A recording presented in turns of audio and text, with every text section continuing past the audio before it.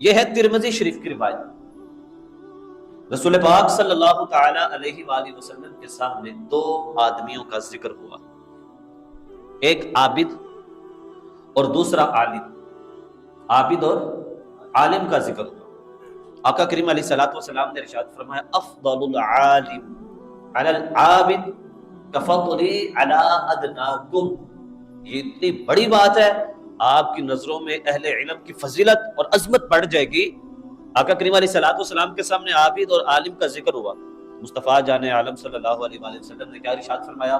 ذرا آپ بھی اپنے کانوں سے سماعت کریں۔ حضور علیہ الصلوۃ والسلام نے ارشاد فرمایا عالم کی عابد پر ایسی ہی فضیلت ہے جیسے مجھ کو تم میں سے کسی ادنا شخص پر فضیلت ہے۔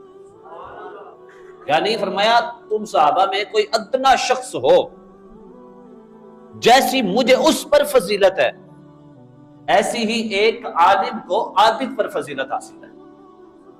پھر اندازہ لگائے اللہ تعالیٰ نے علماء کو کتنا اعلیٰ مقام عطا فرمایا ہوگا۔ آئیے ایک اور سماعت کریں حدیث پاک۔ یہ ہے کہ جب اللہ رب العزت قیامت کے دن اپنی کرسی پر بندوں کے درمیان فیصلہ فرمانے کے لیے جلوہ گر ہوگا اپنی شان کے لائق، تو علماء سے فرمائے گا، علماء سے انی لم اجعل علمی وحلمی الا وانا اريد ان اغفر لكم ولا ابالی۔ اللہ رب العزت فرمائے گا کہ میں نے اپنا علم اور حلم نرمی، اللہ رب العزت نے علماء کو نرمی دی ہوتی ہے، فرمایا اپنا علم اور حلم تم کو صرف اسی وجہ سے عنایت کیا تھا کہ میں تم کو بخش دوں گا، میں تم کو بخش دوں گا۔ اور ولا ابالی، سبحان اللہ، یہ ذرا اگلے جملے میرے رب ذوالجلال کے سنیں۔ حضور علیہ الصلوۃ والسلام نے رب نے فرمایا ولا ابالی، اور مجھے کچھ پرواہ نہیں ہے کوئی کیا کہے گا، میں نے تمہیں عطا ہی علم اس لیے دیا تھا کہ تمہیں جنت کا مالک بنانا ہے، کسی کی پرواہ نہیں۔ ویسے جیسے کبھی بھی بندہ کہے جناب ہمیں کسی کی پرواہ نہیں ہے، آپ کیوں پریشان ہوتے ہیں؟ میں جو فیصلہ کر رہا ہوں، رب نے فرمایا میں فیصلہ کر رہا ہوں کیا، کہ میں نے تجھے علم اس لیے دیا تھا کہ تمہاری بخشش کرنی تھی۔ پھر اندازہ لگائے کہ اہل علم کی فضیلت کتنی ہے۔ آگے یہ بڑی پیاری حدیث ذرا سماعت کریں۔ رسول پاک صاحب الولاق صلی اللہ تعالی علیہ وآلہ وسلم نے ارشاد فرمایا اللہ عز و جل سب سے زیادہ نوازنے والا ہے۔ اللہ رب العزت سب سے زیادہ نوازنے والا ہے، دینے والا ہے۔ اور پھر سرکار نے فرمایا اور میں سب آدمیوں میں بڑا سخی ہوں۔ فرمایا سب سے بڑا نوازنے والا رب کے بعد بندوں میں میں دینے والا ہوں۔ اور پھر فرمایا اور میرے بعد ان میں بڑا سخی وہ ہے جس نے کوئی علم سیکھا پھر اس کو لوگوں کو سکھا دیا۔ صرف پیسہ کما کر بانٹنا ہی سخاوت نہیں، بلکہ جو علم حاصل کیا ہے اس علم کو سیکھنا، پھر اللہ کے بندوں کو سکھانا۔ مصطفیٰ جان عالم صلی اللہ علیہ وآلہ وسلم نے ارشاد فرمایا وہ میرے بعد سب سے بڑا سخی ہے۔ کون؟ عالم، جو سیکھتا ہے اور سکھاتا ہے۔ اب یہ بھی ذرا حدیث پاک سماعت کریں، یہ حدیثیں یاد رہے گی۔ اللہ پاک آپ کو بھی عالم با عمل بنائے اور آپ کی نسلوں میں کسی کو عالم بنائے۔ امام زاہبی نے روایت کیا کہ رسول پاک علیہ الصلوۃ والسلام نے ارشاد فرمایا قیامت کے دن علماء جن دوات کی سیاہی سے، جن قلموں سے لکھتے ہیں، فرمایا وہ سیاہی اور دوسری طرف شہیدوں کا خون، ان دونوں کو دو ترازو میں رکھا جائے گا۔ ایک طرف علماء کے علم کی سیاہی ہے جو انہوں نے یہ کتابوں کی شکلوں میں لکھ دیا، اور ایک طرف شہید کا خون۔ اور فرمایا جو علماء کے دواتوں کی سیاہی ہے وہ شہیدوں کے خون پر غالب آ جائے گی۔ یہ کمال درجہ رب علماء کی سیاہی کو عطا فرما رہا ہے، تو پھر اندازہ لگائیں خود علماء کا درجہ کتنا بلند ہے، ان کو اللہ تعالیٰ نے کتنا مقام عطا فرما دیا۔ آئیے ذرا اور آگے چلتے ہیں۔ اب یہ آپ کے لیے اور میرے لیے بڑی خوشی کی بات ہے جو ابھی حدیث پاک سنانے لگا۔ احیاء العلوم میں امام غزالی علیہ الرحمہ نے اس کو روایت کیا کہ اللہ تعالیٰ قیامت کے دن عابد اور مجاہد، عابد وہ ہوتا ہے جو صبح شام عبادت کرتا ہے، مجاہد وہ ہے جو اپنے مال سے اپنی جان سے راہ خدا میں جہاد کرتا ہے۔ فرمایا ان دونوں کو حکم دے گا جنت میں چلے جاؤ، عابد بھی اور مجاہد بھی دونوں جنت میں چلے جاؤ۔ علماء عرض کریں گے الہی انہوں نے ہمارے بتلانے سے عبادت اور جہاد کیا، ہم نے بتایا عبادت کا مقام کیا تو ہمارے بتانے سے انہوں نے عبادت کی نا، اور مجاہد نے ہمارے بتانے سے جہاد کیا ہے، اور تم نے ان کو جنت میں جانے کا حکم دیا اور ہمیں روک دیا۔ اللہ رب العزت فرمائے گا تم میرے نزدیک، واہ واہ واہ، علماء کی قدر و منزلت دیکھو، رب فرمائے گا تم میرے نزدیک بعض فرشتوں کی طرح ہو، تم شفاعت کرو تمہاری شفاعت قبول کی جائے گی۔ فرمایا پس علماء اپنے چاہنے والوں سے جن کو پڑھایا جنہوں نے سیکھا ان کی شفاعت کرتے جائیں گے، اور اللہ تعالیٰ ان کی شفاعت کو قبول فرما کر انہیں بھی جنت عطا فرما دے گا۔ یہ ہیں اہل علم، یہ ہیں علماء، یہ ہے مولوی جو قرآن پڑھتا ہے پھر لوگوں کو سکھاتا ہے، جو حدیث مصطفیٰ پڑھتا ہے لوگوں کو پڑھاتا ہے، یہ اہل علم کی فضیلت ہے۔ آئیے ایک اور حدیث پاک سماعت کریں۔ حضور علیہ السلام نے ارشاد فرمایا جو شخص طلب علم میں، علم کی تلاش میں، علم کی طلب کرنے میں دنیا سے چلا جائے، اللہ رب العزت سے جب وہ ملے گا تو فرمایا اس کا مقام پتہ کیا ہوگا؟ سبحان اللہ، فرمایا اس حال میں وہ اپنے رب سے ملے گا کہ اس مرنے والے اور پیغمبروں کے درمیان، اللہ، ایک طرف رب کے پیغمبر ہیں اور ایک طرف یہ بندہ ہے علم دین حاصل کرنے کی وجہ سے دنیا سے گیا، فرمایا بس انبیاء اور اس کے درمیان درجہ نبوت کا فرق ہوگا، اللہ نے اس سے بھی اتنا مقام عطا فرما دیا، نبوت کی وجہ سے وہ اس سے افضل اور بلند ہو گئے، صرف ایک درجے کا جو فرق ہے وہ صرف نبوت کا ہے، ورنہ علم حاصل کرنے کی وجہ سے اللہ رب العزت اس سے بھی کمال رتبہ عطا فرما دے گا۔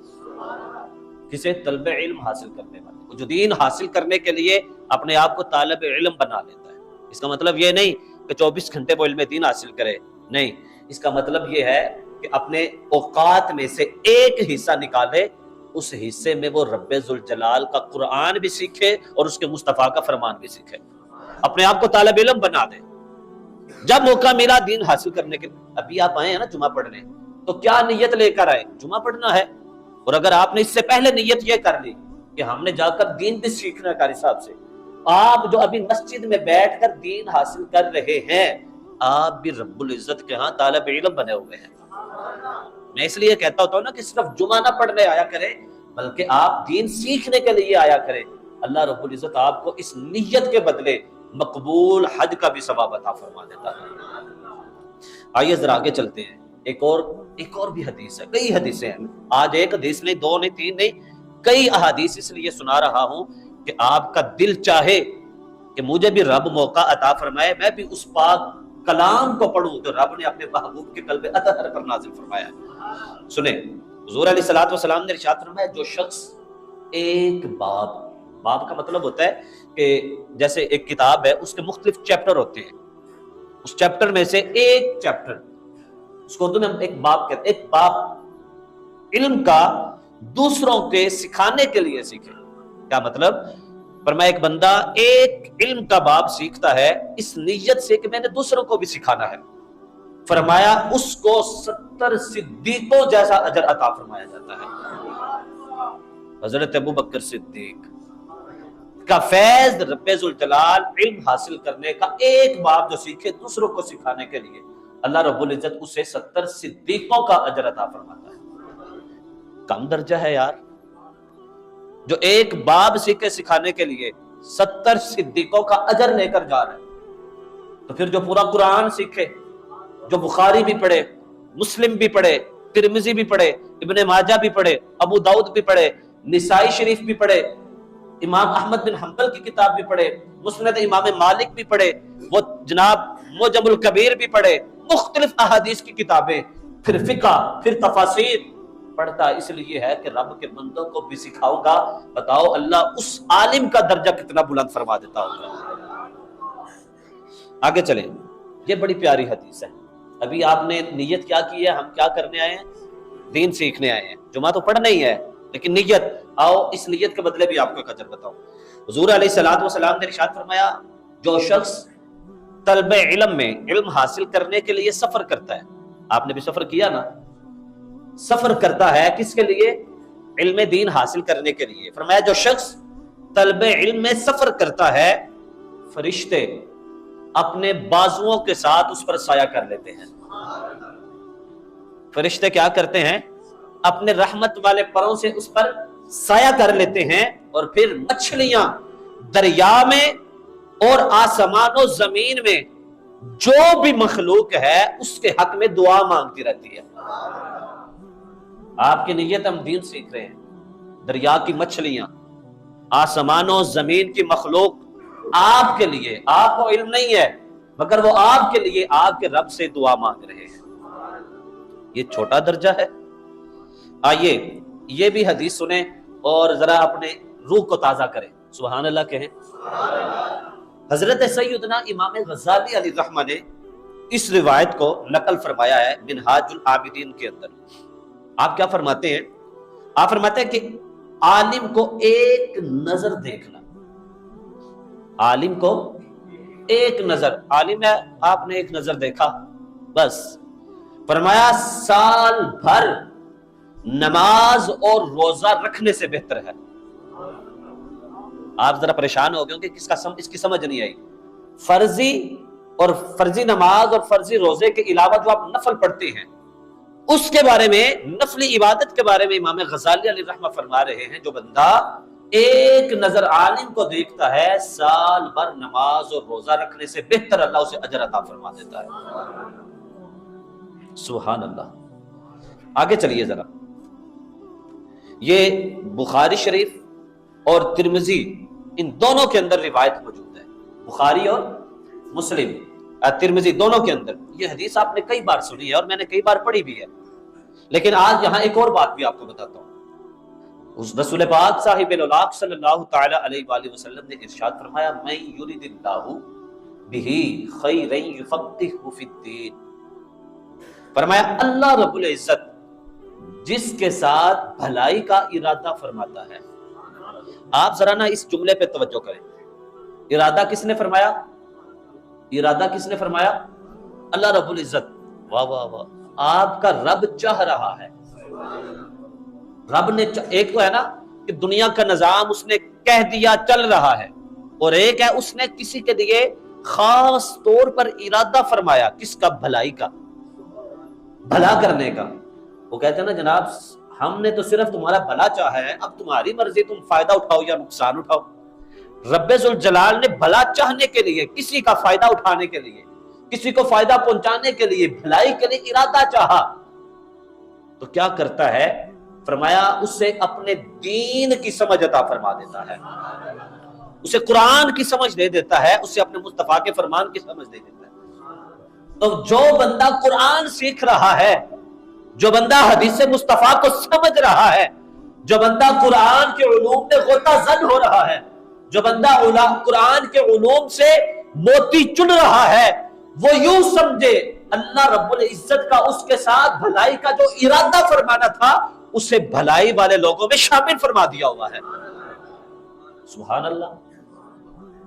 کسی بھی اہل علم کو پریشان نہیں ہونا چاہیے کہ میں اہل علم ہوں، میرے پاس دنیا کم ہے، میرے پاس مال و اسباب کم ہے.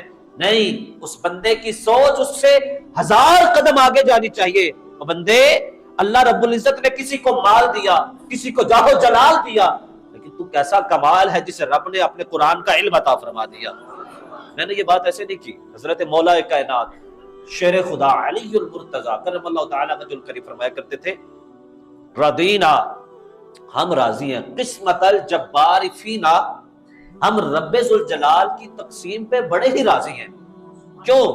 کہا لنا علم وللمال جہالی، اللہ نے جاہلوں کو مال دے دیا اور ہمیں رب نے قرآن کا علم عطا فرما دیا. بندہ عالم بھی ہو، مالدار بھی ہو، یہ بات الگ ہے، لیکن اہل علم کے لیے یہ بڑی عظمت کی بات ہے کہ حضرت مولا کائنات فرماتے ہیں کہ میں رب کی تقسیم پر بڑا راضی ہوں. اس لیے کہ اس نے ہمیں مال نہیں، اس نے ہمیں قرآن اور حدیث کے علوم کا وارث بنا دیا ہے۔ آئیے آگے بھی ذرا چلتے ہیں، توجہ ہے۔ در مختار میں حضرت سیدنا اسماعیل بن ابی رجاء رحمۃ اللہ تعالی علیہ سے منقول ہے کہ میں نے امام محمد رحمۃ اللہ تعالی علیہ کو خواب میں دیکھا اور میں نے حال پوچھا کہ آپ کیسے ہیں، تو انہوں نے کہا کہ مجھے اللہ رب العزت نے بخشش عطا فرما دی ہے۔ کیا عطا فرما دی؟ بخشش۔ اور فرمایا اے محمد، نہیں یہ امام محمد ہے، یہ سرکار کا نام نہیں ہے، یہ حضرت امام محمد کی بات ہو رہی ہے۔ جب بھی سرکار دو عالم صلی اللہ علیہ وآلہ وسلم کا نام جو ہے کسی اور بندے کے لیے بولا جائے، جیسے میاں محمد بخش صاحب، امام محمد ان کا نام ہے، تو یہاں صلی اللہ علیہ وآلہ وسلم نہیں پڑھیں گے، تو امام محمد آپ فرماتے ہیں کہ مجھے رب نے بخش دیا اور فرمایا اگر میں تجھ پر عذاب کرنا چاہتا تو تجھے علم نہ عطا فرماتا، تجھے علم دیا ہی اس لیے تھا کہ میں نے تجھے بخشش عطا فرمانی تھے۔ سبحان اللہ۔ اچھا آگے چلیے، صحیح مسلم کی یہ روایت ہے کہ جو شخص طلب علم میں کسی راہ پر چلے، کوئی بندہ علم حاصل کرنے کے لیے کسی راہ پر چلتا ہے، اچھا لوگوں کی نظر میں وہ ایک رستہ ہے، وہ لوگوں کی نظر میں ایک رستہ ہے، لیکن در حقیقت رسول پاک علیہ الصلوۃ والسلام نے کیا فرمایا؟ جو علم حاصل کرنے کے لیے کسی راستے پر چلے، اللہ تعالیٰ اس کے لیے جنت کا رستہ آسان فرما دے گا۔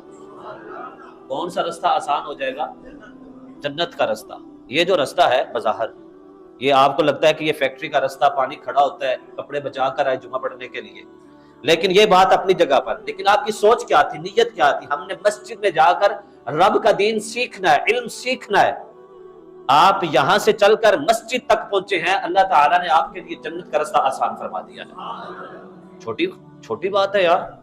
اور فرمایا جب کچھ لوگ، اب اگلی بات یہ بھی آپ کے لیے، فرمایا جب کچھ لوگ خدا کے گھروں میں سے کسی گھر میں جمع ہو کر کتاب اللہ پڑھتے ہیں، یہ قرآن کی تفسیر ہے، آپ اللہ کے گھر میں بیٹھے ہیں، جمع ہوئے ہیں، کتاب اللہ پڑھتے ہیں اور آپس میں درس کرتے ہیں، پڑھتے پڑھاتے ہیں، فرمایا ان پر اللہ کی طرف سے سکینہ، سکون نازل کیا جاتا ہے اور رحمت ان کو ڈھانپ لیتی ہے اور فرشتے ان کو ہر طرف سے گھیر لیتے ہیں، یہاں سے بھی اہل علم کو جو علم پڑھ رہے ہیں، سیکھ رہے ہیں، اور اللہ رب العزت اپنے پاس والوں کے سامنے ان کا ذکر فرماتا ہے۔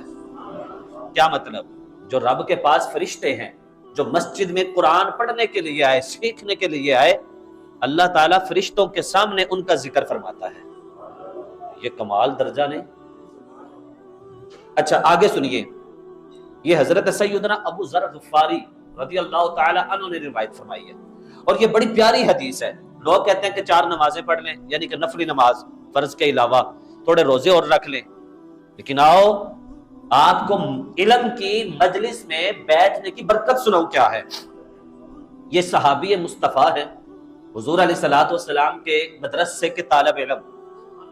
آپ نے فرمایا عالم کی مجلس میں حاضر ہونا، عالم کی مجلس میں، عالم علم سکھائے گا نا، اس کی مجلس میں حاضر ہونا 1000 رکعت نماز، 1000 بیماروں کی عیادت، 1000 جنازوں پر حاضر ہونے سے بہتر ہے۔ آپ عالم کی مجلس میں بیٹھے، آپ نے 1000 رکعت نفل پڑھے، 1000 بیماروں کی عیادت کی، 1000 نماز جنازہ لوگوں کی ادا کی، لیکن عالم کی ایک مجلس میں بیٹھنا ان سب سے بہتر رب ذوالجلال بنا دیتا ہے۔ کسی نے عرض کیا یا رسول اللہ صلی اللہ علیہ وسلم، اب توجہ کریے گا ذرا، اور یا رسول اللہ اور قرات قرآن پڑھنا، ایک بندہ وہ ہے جو قرآن لے کر قرآن پڑھتا رہتا ہے، 1000 رکعت پڑھنا، 1000 جنازوں میں شرکت کرنا، 1000 بیماروں کی عادت کرنا تو ٹھیک، اس سے بہتر ہوا عالم کی مجلس میں بیٹھنا، لیکن ایک بندہ قرآن کی تلاوت کر رہا ہے، کیا اس کے لیے بھی ہے کہ وہ بھی عالم کی مجلس میں بیٹھے؟ حضور علیہ الصلوۃ والسلام نے ارشاد فرمایا آیا قرآن بغیر علم کے نفع دے سکتا ہے؟ کیا قرآن بغیر علم کے نفع دے سکتا ہے؟ عرض کی یا رسول اللہ نہیں، فرمایا ایک قرآن کی تلاوت کر رہا ہے اور ایک بندہ وہ ہے جو قرآن سیکھ رہا ہے. سیکھنے والا تلاوت قرآن سے بھی زیادہ افضل ہو جاتا ہے. کم درجہ ہے. اتنی بڑی فضیلت کس کو ملی؟ کون سیکھنے والا؟ قرآن سیکھنے والا. آئیے میں یہ حدیث سنا کر تو پھر میں ایک آپ کے سامنے بات عرض کر دیتا ہوں. امام محی السنہ بغوی رحمت اللہ تعالی علیہ معالم التنزیل میں لکھتے ہیں کہ رسول پاک علیہ السلام نے ارشاد فرمایا ایک فقیہ کون ہوتا ہے؟ فقیہ وہ ہوتا ہے جو قرآن کو سمجھتا ہے، قرآن کو سمجھتا ہے اور حدیث مصطفیٰ کو بھی سمجھتا ہے. اسے فقیہ کہتے ہیں، جسے ہم کہتے ہیں نا کہ مفتی فقاہت اسی سے ہی ہے. فرمایا ایک فقیہ شیطان پر 1000 عبادت گزاروں سے زیادہ بھاری ہوتا ہے، اور اس وجہ اس کی ظاہر ہے کہ عابد اپنے نفس کو دوزخ سے بچاتا ہے، اور عالم ایک عالم کو، ایک جہاں کو ہدایت فرماتا ہے اور شیطان کے مکر و فریب سے آگاہ فرماتا ہے.